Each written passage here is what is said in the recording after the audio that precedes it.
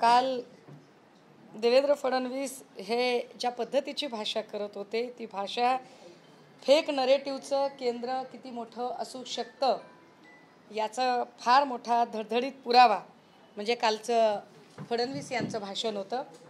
काल फडणवीसजी भाषणात असं म्हणाले की ठाकरेंना आरक्षण टिकवता आलं नाही।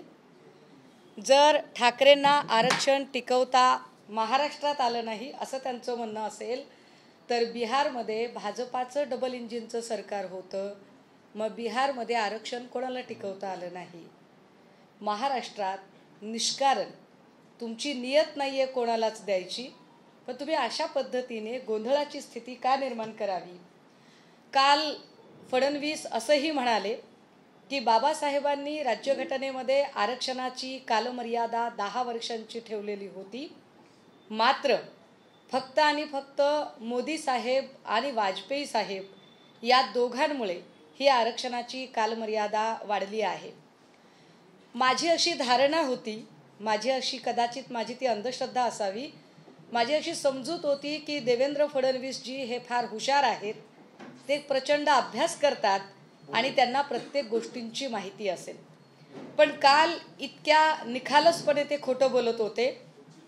काल त्यांनी ज्या पद्धतीची मांडणी केली, मुळात देवेंद्र फडणवीस साहेब आपल्याला हवं असेल तर कायद्याची अनेक पुस्तकं मी आपल्याला आणून देते। भारतीय राज्यघटनेमध्ये आरक्षणाचे 3 प्रकार पडलेले आहेत, राजकीय आरक्षण, सामाजिक आणि शैक्षणिक।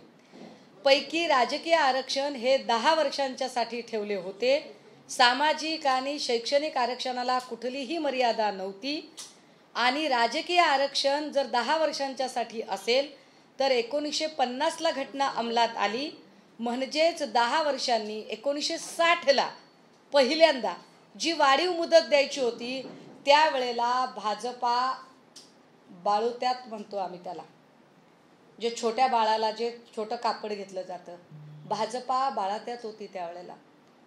60ला कालमर्यादा कुणी वाढवली, त्यानंतर पुन्हा 10 वर्षांनी 70ला भाजपा होती का, पुन्हा 10 वर्षांनी 80ला भाजपा होती का, पुन्हा 10 वर्षांनी 90ला भाजपा होती का।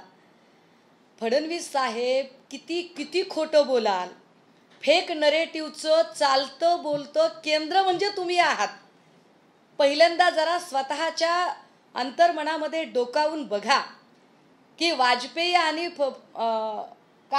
मोदीजींचा 10 वर्षाचा आरक्षण वाढवण्याशी सुतराम संबंध येतो का।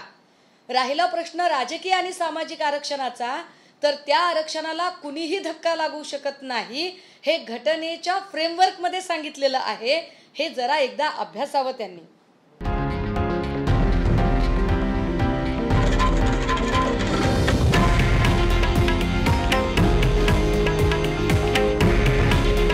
हे आहे देशातील नंबर 1 न्यूज नेटवर्क आणि आपण पाहत आहात TV9 मराठी। काळजी तुमची, हित महाराष्ट्राचं।